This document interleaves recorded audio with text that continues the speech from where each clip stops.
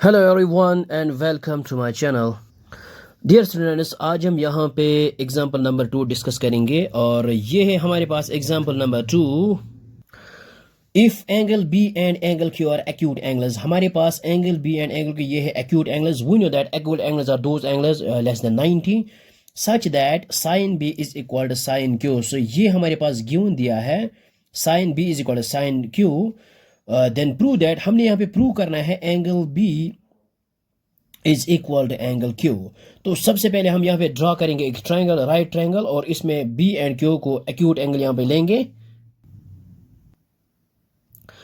सो ये हमने यहाँ पे लिया है एक ट्रायंगल और ये है right angle at C and angle B and angle Q और एक्यूट एंगल्स। ये दो एंगल जो है ये है acute angles.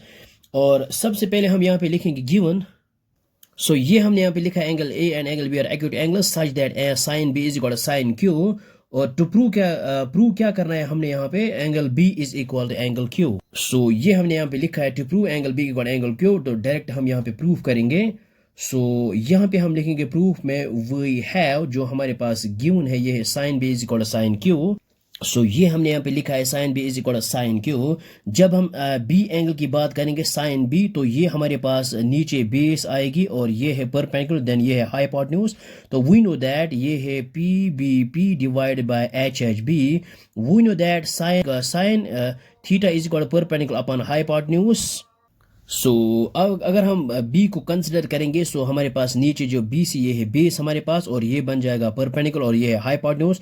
So we know that sine theta is perpendicular upon hypotenuse. So perpendicular हमारे पास है B C, sorry Q C.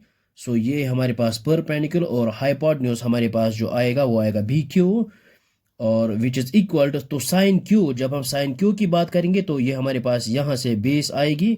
So then QC is the base and BC is perpendicular, और we know that sin theta is perpendicular upon hypotenuse. So perpendicular क्या है हमारे पास फिर BC और hypotenuse क्या है BQ. So यहाँ पे denominator में BQ and BQ gets cancel out.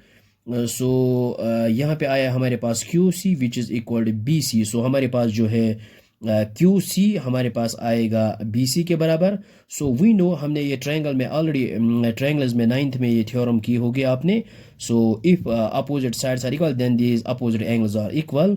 सो यहाँ पे हम कह सकते हैं if Q C is equal to B C then opposite angle जो है ये angle B is equal to angle Q. So यहाँ पे लिख सकते हैं therefore angle B is equal to angle Q. तो यहाँ पे हम रीजन भी लिख सकते हैं। सो ये हमने यहाँ पे लिखा है angles, we know that angles opposite to equal sides are equal.